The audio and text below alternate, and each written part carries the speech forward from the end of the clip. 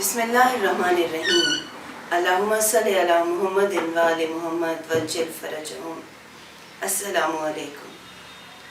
प्यारे प्यारे बच्चों, अल-नूर चैनल के साथ आज हम 14वां रोज़ा 14th रोज़ा शेयर कर रहे हैं। कितना अच्छा फोरम, कितना अच्छा प्लेटफॉर्म दिया है आपको अल-नूर चैनल ने, जहां आप हर रोज़े के साथ एक खूबसूरत दुआ, कुरान की बातें और अपनी पसंद की कहानी सुन सकते हैं। तो शुक्रिया अल-नूर चैनल, हमें इकट्ठा करने का, एक जगह पर लेकर आने का और हमें अच्छी बातें सिखाने का। जैसा कि मैंने आपको कल कहा था कि 15 रमज़ानुल मुबारक उस हस्ती से वाबस्ता है कि जो हमारे दूसरे इमाम और 14 मासूमीन में चौथे नंबर पर हैं, जो जनाब अली मुर्तज़ा और जनाब फ़ातिमा ज़हरा के बड़े फ़र्जंद हैं और रसूल खुदा सल्लल्लाहु अलैहि वसल्लम के बड़े नवासे हैं, यानी इमाम हसन अलैहिस्सलाम। कल भी मैंने आपको इमाम हसन अलैहिस्सलाम के हवाले से कुछ बताया था। आज भी हम बात करेंगे इमाम हसन अलैहिस्सलाम की ज़िंदगी की कुछ ऐसी बातें जिनसे हम सीख सकते हैं। सबसे पहले और सबसे इम्पोर्टेंट बात जो मैं आपको आज बताना चाहती हूँ वो ये है कि अल्लाह ताला ने इमाम हसन अलैहिस्सलाम का नाम शब्बर तजवीज़ किया था। क्यों किया था? इंशाअल्लाह अगले आने वाले दिनों में हम एक नबी की कहानी भी सुनेंगे जिनका नाम था हज़रत मूसा अलैहिस्सलाम। और हज़रत मूसा अलैहिस्सलाम ने अपनी हेल्प के लिए अल्लाह ताला से एक भाई, एक मददगार मांगा था। अल्लाह ताला ने वो भाई उन्हें हज़रत हारून की शक्ल में दिया था और हज़रत हारून अलैहिस्सलाम ने हज़रत मूसा की बहुत हेल्प की थी। बिल्कुल उसी तरह जब अल्लाह के रसूल हज़रत मोहम्मद मुस्तफ़ा सल्लल्लाहु अलैहि वसल्लम ने इस्लाम की बातें दुनिया को बताना शुरू की, तो जो सबसे पहला मददगार उनका था वो हज़रत अली मुर्तज़ा अमीरुल मोमिनीन इमामुल मुत्तक़ीन अलैहिस्सलाम थे। और अल्लाह के नबी उनसे कहा करते थे कि आप मेरे लिए बिल्कुल ऐसे हैं जैसे मूसा के लिए हज़रत हारून थे। इसीलिए जब हज़रत अली अलैहिस्सलाम के घर इमाम हसन और इमाम हुसैन अलैहिस्सलाम पैदा हुए तो अल्लाह ताला ने उनका नाम शब्बर और शब्बीर तजवीज़ किया, जो नाम हज़रत हारून के बेटों का था। इमाम हसन अलैहिस्सलाम चूँकि इमाम अली अलैहिस्सलाम और जनाब फ़ातिमा ज़हरा के बड़े फ़र्जंद थे, तो घर में वैसे ही बड़े बच्चे से बहुत प्यार किया जाता है। लेकिन इमाम हसन अलैहिस्सलाम बचपन से ही बहुत साबिर, बहुत मोहब्बत करने वाले, लोगों को माफ़ करने वाले और अच्छी बातों की तरफ बुलाने वाले थे। आज जो कहानी मैं आपको सुनाने वाली हूँ इमाम हसन अलैहिस्सलाम की ज़िंदगी से, उसमें हमारे लिए बहुत बड़ा सबक है। वो सबक क्या है कि इंसान को अपनी नेकी से, अपने अच्छे कामों से बुराइयों को रोकना चाहिए, बजाय ये कि हम बुरे के साथ बुरे बन जाएं। हम बुरे के साथ नेकी करें ताकि वो हमारी नेकी से सीख सके। अमीरुल मोमिनीन भी तो यही कहते हैं ना कि नेकी ये नहीं है कि आप किसी बुरे शख्स के साथ, कि आप किसी अच्छे शख्स के साथ अच्छाई करें, बल्कि नेकी ये है कि आप किसी बुरे के साथ अच्छाई करके उसे नेकी की तरफ राग़िब करें। रमज़ान का सबक भी तो सब्र का सबक है ना। सिर्फ भूखे पेट रहना, पानी ना पीना सब्र नहीं होता, बल्कि सब्र ये भी है कि आपके साथ अगर कोई बदसलूकी करे तो आप सब्र करें, अपने गुस्से पर काबू पाएं। आपने अक्सर देखा होगा सड़कों पर रमज़ान के महीने में और वैसे भी लड़ाइयाँ हो जाया करती हैं। अगर एक गाड़ी दूसरी गाड़ी के साथ उसके सामने आ जाए या उसके साथ टक्कर हो जाए या कोई भी ऐसा मसला हो जाए सड़क पर, तो हम एकदम लड़ने के लिए तैयार हो जाते हैं। आप घर में देख लीजिए, आपके भाई ने आपकी पेंसिल उठा ली, آپ کی بہن نے آپ کی کاپی پر کوئی لائن کھینچ دی یا اس پر کوئی غلط مارک لگا دیا جس سے آپ کی کاپی بری لگنے لگی تو آپ فوراً غصے میں آ جاتے ہیں. ٹھیک ہے, ہمیں یہ سبق امام حسن علیہ السلام کی زندگی سے ملتا ہے کہ زندگی کو بہتر اور خوبصورت کیسے بنایا جائے. امام علی علیہ السلام کہتے ہیں لوگوں کے ساتھ ویسا سلوک کرو جیسا تم چاہتے ہو کہ لوگ تمہارے ساتھ کریں. اور آپ کیسا چاہتے ہیں کہ لوگ آپ سے کیسا سلوک کریں؟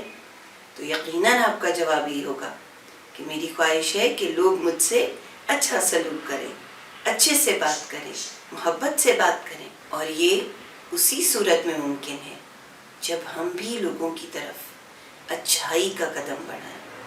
برا بننا تو بہت آسان ہے, اچھا بننا مشکل کام ہے لیکن ناممکن نہیں ہے. اور اس کا سبق ہمیں امام حسن علیہ السلام کی زندگی سے ملتا ہے. ایک مرتبہ امام حسن علیہ السلام ایک بازار سے گزر رہے تھے, اور کچھ بکس میں یہ بھی لکھا ہے کہ ایک شخص تھا جو شام سے آیا تھا مدینہ اور خاص طور پر آپ کے ساتھ برا سلوک کرنے کے لیے آیا تھا. تو روایت جو بھی ہو, چاہے آپ بازار میں سے گزر رہے تھے کہ چاہے آپ مسجد نبوی میں تھے, ذکر ایک شامی شخص کا آتا ہے جو سیرین تھا.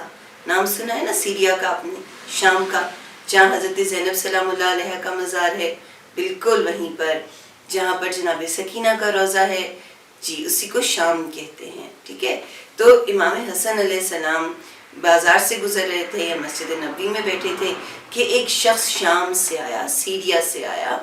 اور یہ ہمیشہ ذہن میں بات رکھیں, یہ کوئی آسان زمانہ نہیں تھا. رسول خدا صلی اللہ علیہ وآلہ وسلم کی وفات کے بعد ان کی فیملی نے بہت مشکل وقت دیکھا. لوگ ان کے دشمن ہو گئے, ان کو بری بری باتیں کہتے تھے, ان سے جیلس ہوتے تھے اور اس جیلسی میں ان کو نقصان پہنچانے کی کوشش کیا کرتے تھے. تو امام حسن علیہ السلام کے قریب جب وہ شامی, وہ سیرین شخص آیا تو اس نے امام حسن علیہ السلام کے سامنے بہت برے برے لفظ کہے, ان کو بہت برا بھلا کہا. لیکن امام نے اسے کچھ کہا ہوگا, غصہ کیا ہوگا؟ بالکل نہیں. امام حسن علیہ السلام کی زندگی کی خوبصورتی یہی ہے کہ وہ ہمیں قدم قدم پر ہمیں صلح کرنا, امن کرنا, دوستی کرنا, محبت کرنا اور نفرت سے دور رہنا سکھاتے ہیں, صبر کرنا سکھاتے ہیں. تو امام حسن علیہ السلام نے اسے غصہ نہیں کیا.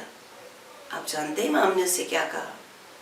امام نے اس سے کہا اگر تم بھوکے ہو تو میں تمہیں کھانا کھلاتا ہوں, اگر تم پیاسے ہو تو میں تمہیں پانی پلاتا ہوں, اگر تم مسافر ہو اور تمہیں رہنے کو جگہ چاہیے تو میں تمہیں محفوظ قیام گاہ دیتا ہوں, اگر تم اپنے ملک واپس جانا چاہتے ہو تو میں تمہیں سواری بھی دوں گا اور تمہارا خرچہ بھی دوں گا.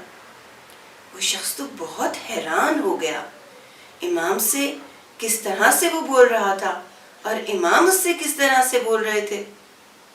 وہ اتنا شرمندہ ہوا, اتنا نادم ہوا, اسے اتنا زیادہ افسوس ہوا کہ اس نے امام حسن علیہ السلام سے سوری کیا, معافی مانگی اور کہا اب میں آئندہ کبھی ایسا سوچوں گا بھی نہیں کہ آپ کے سامنے اپنی آواز کو بلند کروں.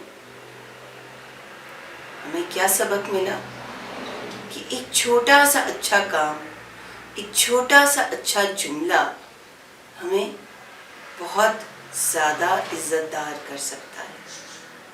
اور آپ کو پتا ہے نا, اسلام میں ایک بہت امپورٹنٹ ڈیوٹی ہے اچھی بات کو سکھانا اور برے کاموں سے روکنا. ضروری نہیں ہے کہ اس کے لیے ہم پنش کریں, ہم اچھا کام کر کے لوگوں کو دکھا سکتے ہیں کہ کس طرح سے نیکی کو پھیلایا جائے اور برائی کو روکا جائے. یہ تو امام کی جوانی کا واقعہ ہے نا. اسی طرح سے امام نے ایک اچھی بات اپنے بچپن میں بھی سکھائی تھی اور ایک بزرگ شخص کو سکھائی تھی. اتفاق امام حسن علیہ السلام اور امام حسین علیہ السلام مسجد میں وضو کر رہے تھے.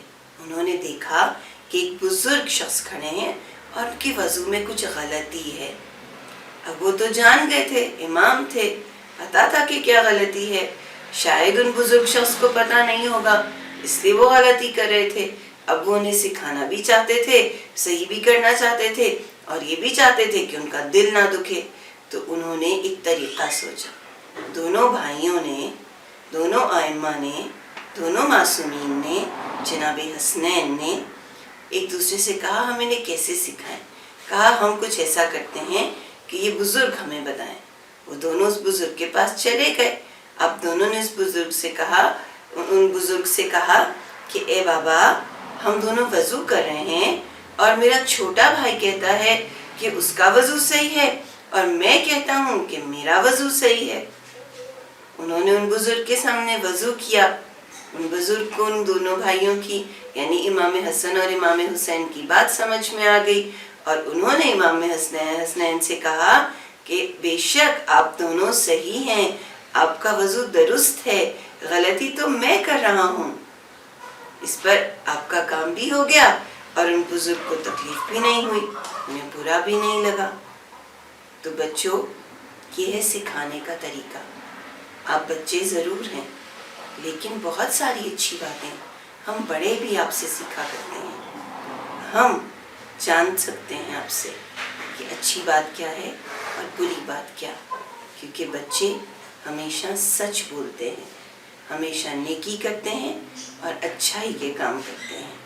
پروردگار سے یہی دعا ہے کہ معصومین کی زندگی ہمارے لیے ایک لیمپ کی طرح بن جائے، ایک روشنی کے مینار کی طرح بن جائے، سورج کی طرح بن جائے، کہ جتنا بھی اندھیرا کیوں نہ ہو، جب ان کی روشنی پھیلے تو ہم اس روشنی سے بہت کچھ حاصل کر سکیں. پروردگار آپ سب کو سلامت رکھے، آپ میں سیکھنے کا شوق پیدا کرے، اور ہم سب کو اپنے ائمہ اور معصومین کی زندگی پر چلنے کی توفیق عطا فرمائے.